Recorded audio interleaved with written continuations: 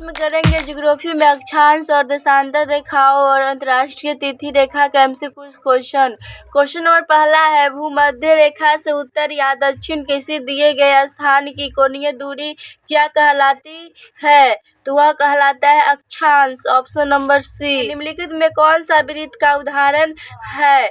तो इसका हो जाएगा भूमध्य रेखा। ऑप्शन नंबर सी। 1/2 उत्तरी अक्षांश रेखा हो जाएगा। Option number C. सूची 1 को सूची 2 के साथ सम्मिलित कीजिए। सूची 1 में दिया ए में है भूमध्य रेखा। क्वेश्चन नंबर 5 है, धरातल पर 1 डिग्री अक्षांश की दूरी निम्न में से किसके बराबर होती है? Number B.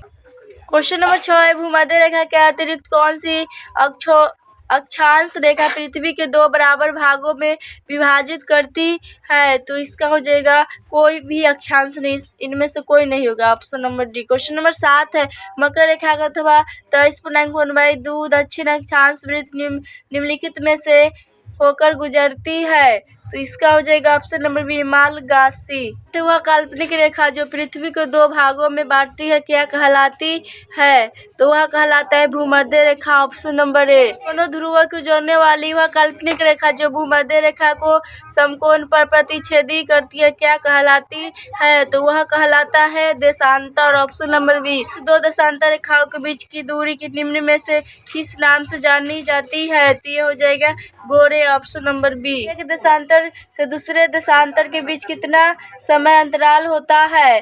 तो ये हो जाएगा 4 मिनट। ऑप्शन नंबर ए। ये है बना है, पृथ्वी एक चक्कर में 24 घंटे हो जाएगा और 24 घंटे में 360 चक्कर पूरा करते हैं। एक चक्कर का मतलब हुआ 360, तो 1 मिनट में हो जाएगा 360/24 जो कि हो जाएगा 15 मिनट।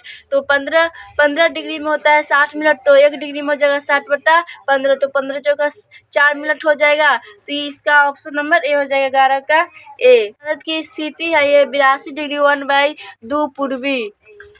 क्वेश्चन नंबर 12, वह अक्षांश रेखा जिस पर सदैव दिन व रात की अवधि समान रहती है? तो ये हो जाएगा भूमध्य रेखा पर दिन व रात समान होती है। पृथ्वी पर सबसे उच्चतम तापक्रम रिकॉर्ड किए जाते हैं? तो इसका हो जाएगा भूमध्य रेखा। ऑप्शन नंबर ए।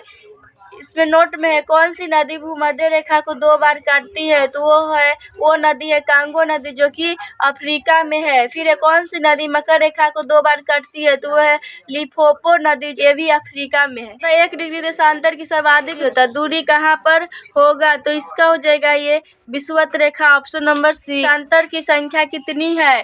तो देशांतर की संख्या हो जाएगा 360। Option number D. पृथ्वी के उत्तरी ध्रुव एवं दक्षिणी ध्रुव की मिलाने वाली रेखा क्या कहलाता है? तो वह कहलाता है देशांतर रेखा। Option number B. Question number 17, प्रधान मध्य महारेखा किस स्थान से होकर गुजरती है? तो ये हो जाएगा Greenwich. Option number A. Greenwich रेखा से तात्पर्य है? तो ये हो जाएगा 0 डिग्री देशांतर। दिन तथा रात एक समान होते हैं तो भूमध्य रेखा के कारण। Option number C. Question number 20, अंतर्राष्ट्रीय तिथि रेखा कहलाती है? 180 डिग्री देशांतर। Option number D. अंतर्राष्ट्रीय तिथि रेखा का निर्धारण किस वर्ष किया गया?